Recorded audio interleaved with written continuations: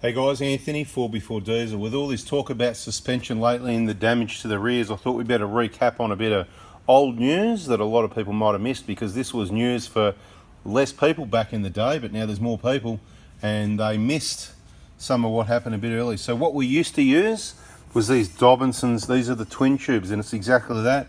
There's a twin tube there, so when the rocks hit it, and you can see this side is being used a lot more. Okay, so I'll just turn this one over so you can see who's who in the zoo. So that's the more used side. For example, you know, that side went over the Simpson Desert and all those outback tracks.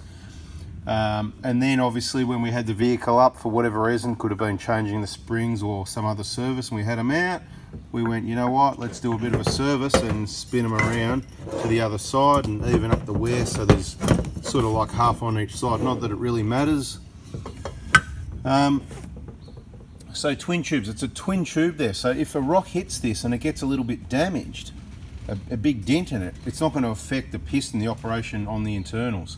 The positive about the monotubes, they're bigger, so more capacity, being a single tube, more fluid, they stay cool, they work better, and they're a better design. But what can happen, obviously, if you had them this way, it gets hit, and then obviously that's going to affect the operation of your the internals of the shock absorber. So they get put upside down, which leaves the shaft, which in this case is covered by a metal body, bada bing, right, to prone to damage then. Okay, so that's why, look, we tested them for ages. The boot seemed really good and they didn't go to pieces, but looking under the boot recently, after probably about 4 years now we've been using the monotubes, no issues, no leaks, sold them to heaps of people, zero issues. But if you want something that's cheaper, these do ride a little bit firmer, so they're good, but they're a bit more controlled.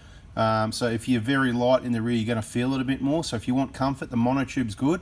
But if you want reliability and you're heavy, you're towing, and you're usually heavy, and you don't mind a bit of a firmer, more controlled, you know, you'll feel it there. That's these. I'm not saying they're uncomfortable, but they can be a bit firm when you haven't got the weight in there. Okay, so but very reliable. The rocks can hit these all day long, as you can see, and we haven't had an issue. These were in one of our Prados many years ago. They've been up on the, they haven't done that many Ks, probably, I'd guess, I don't know if it was 20, 30, 40, 50, somewhere between 20 and 70,000, there you go, it was ages ago.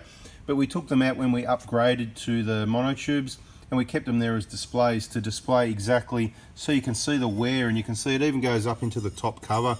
You know, there's not much there, that's very light rocks. That's where that, if the dust boot was getting hit by those rocks, wouldn't matter. But when you get these bigger ones down here, and you saw those shock guards, could cause some problems. But anyway, just a short video. These have just been tested. They're still in really awesome condition. We've got one of the young fellas we're trying to help out. So they're going to go in the back of his Prado, with he's getting some new monotubes, new springs all around, but he's going to put these in the back and see how they go while he saves some money. If he's happy with them, he'll get a bit of life out of them, a few years, whatever, and then he can upgrade to the monotubes later. Or if he loves them, they can stay in there, and in another 5 years, we'll show them to you in another video, and just show you, you know, how well they still last. You can see they're bone dry, they've never leaked.